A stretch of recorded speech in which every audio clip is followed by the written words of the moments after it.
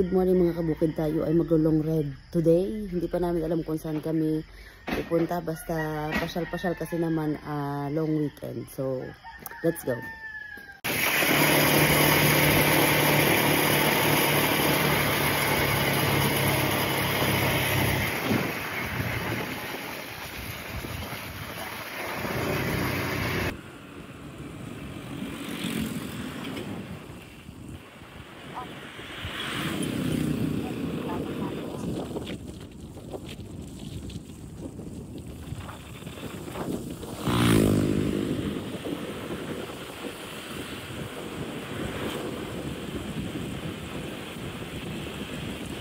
Kaya dito na po tayo, alas 6:15, dito tayo, papasok po tayo sa Bundok Peninsula. Ayan, okay, let's go!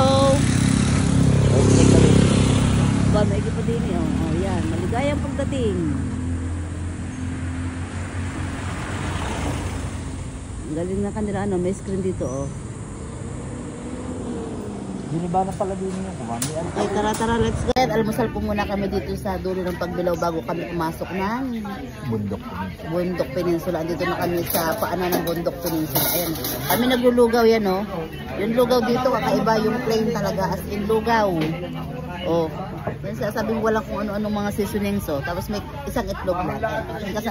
Kasama ko ang aking partner. Yan, ang aking driver. Kain po.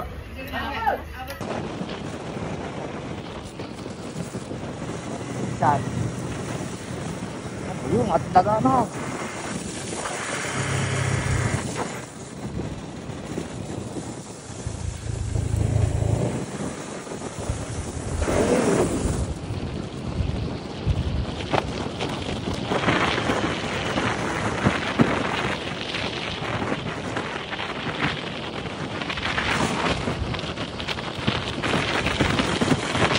Barangay Marao.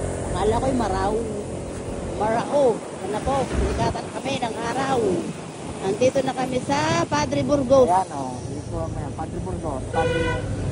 Ayan. Kaya mga kabukid, nandito na kami sa Marao. Barangay Marao, Padre Burgos Quezon. Ayan, Barangay Marao, Padre Burgos. Ayan, kita nyo naman na, ano, 6:30 na ng umaga, no? 6:30. Kumain pa tayo. 6:30, andito na kami sa Padre Burgos, Barangay Marao. Ayan.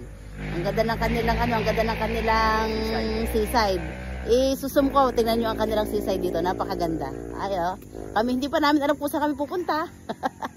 Ayan, diretso na po ulit tayo. From Marao, diretso na ulit tayo. Kung saan na. Go! Okay mga kabukid, nandito tayo sa bayan ng Agdangan. Naghahanap tayo ng mapapaludan at wala pala tayong load. Ayan, oh, yan. Para si nagpiesta dito. Kailan po dito, tita, nagpiesta? Nung May 15, sayang. Hindi nung May 15 kami nagpunta para nakapamiesta naman. Itsura ni kabukid! Election. Ulisan, Quezon. Diretso. Ulisan lang po tayo. Ulisan, Quezon.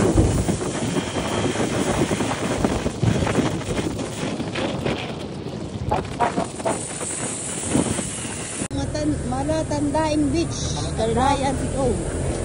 Tingnan natin kung maganda dito.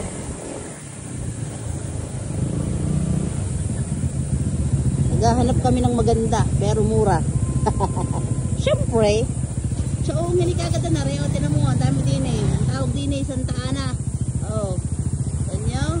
Nasa bilami ng daan. Santa Ana. Nasa ka Santa Eva. Inquire tayo dito sa Kalilayan Cove. Ayan o. Yan o. Ayan o. Ang likod ni kabukid. O. Kalilayan Cove. Let's go. Inquire tayo here.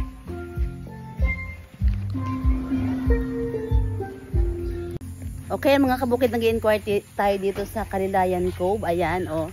Ang hinahanap syempre namin ay yung 4-2 packs na pwedeng pag-stayan. Syempre, nagbabakasyon ng mag-partner. Ayan, tanyo, oh. Ang tawag dito is bahay-bahayan. As in, talagang bahay-bahayan, ha, tanyo, oh. Pero meron naman siyang parang pahingahan sa labas. Meron siyang ano. Oh, may table sa labas. Yan, kita nyo. Ito yung sample, oh. May pahingahan siya sa labas, yan. Kung kayo ay 4-2 lang talaga siya.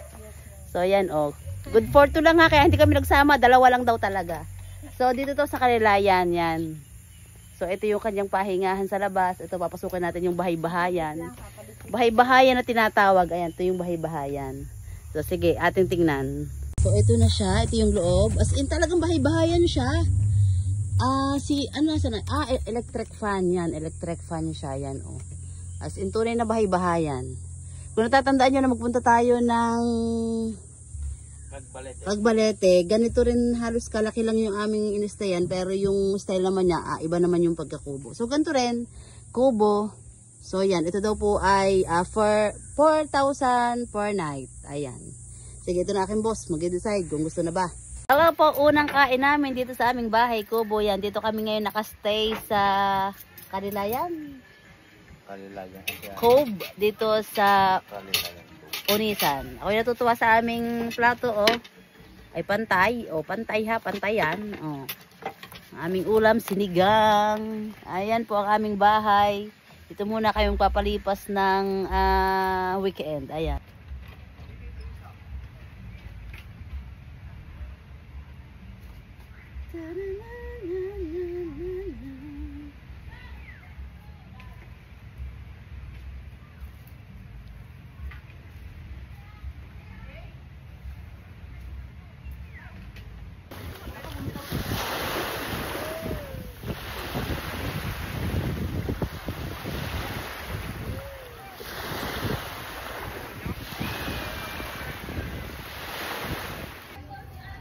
Sushoot natin na, sushoot.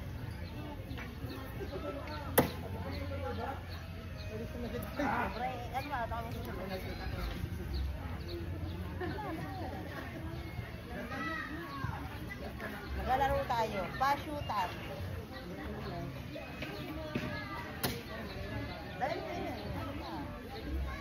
Pagkandi yan, doon naman sushoot. Doon pa, lupa. Doon ka.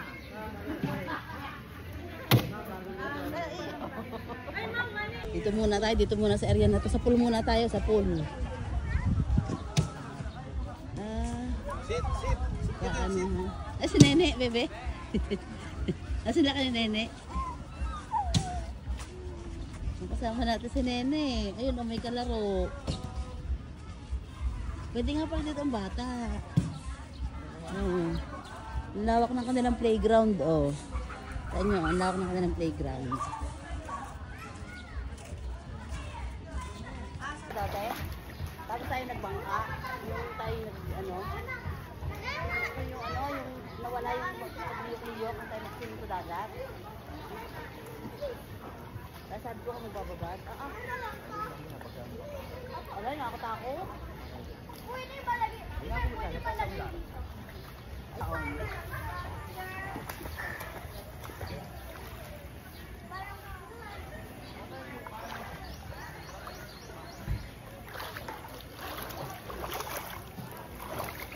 Sala. Ari pagalingan kung gaano gumaling sa shot. Ay diyan ay. Nako, isa ka pag nakasuot, hindi ka na makashot. Kubo. Okay, good morning mga kabukid. Ayan, nandito tayo sa Kalilayan Cove. Kasama ko ang ating boss. Ayan, dito tayo, oh, yan.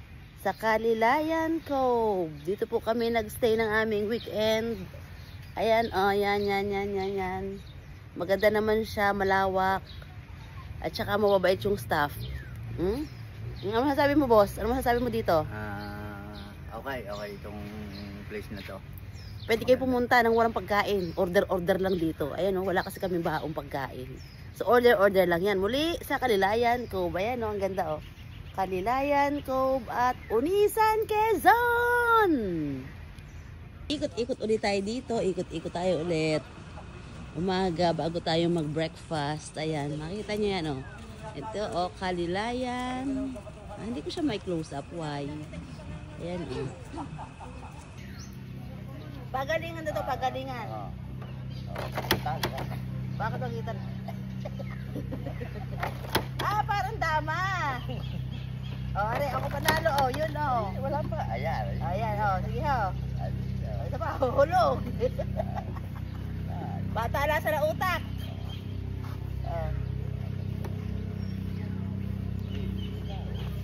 Oo. Bakit?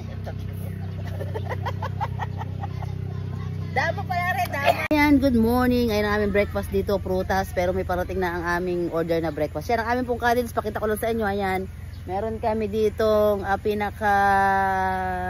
tawag dito, tambayan. Tapos mayroon kaming kubo. Yan, oh, yan ang aming kubo. Yan ay good for 2. Ang tawag diyan ay bahay-bahayan. As in literal na bahay-bahayan. Ayan, oh. Tapos ang nakakatuwa dito, may sarili kaming bakod. Yun, oh. May sarili kami ditong bakod. Malaki. Ito. Tapos sa loob ng bakod na yan, yung aming service na motor. Kaya maganda siya, oh. Kahit hindi siya ganun ka, maganda naman siya. Tapos hindi siya aircon, electric fan lang. Ay sa ganung panahon naman, okay lang. So, yan. Tapos yun na yung seaside, ayan. O, diga, ang ganda. O, try nyo pumunta dito. Kalilayan Cove at Unizan, Quezon.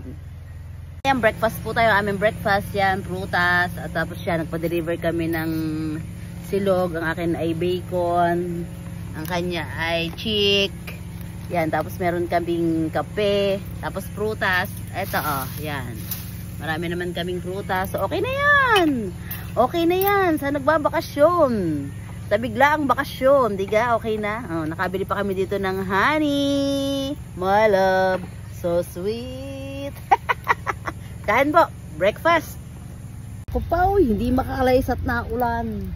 Yun lang, kapag nakamotor, ang hirap pag naulan, wala steak. Sana'y merong tinitiklop na 4 wheels, kapag yung gantong naulan, ibubukahin na lang.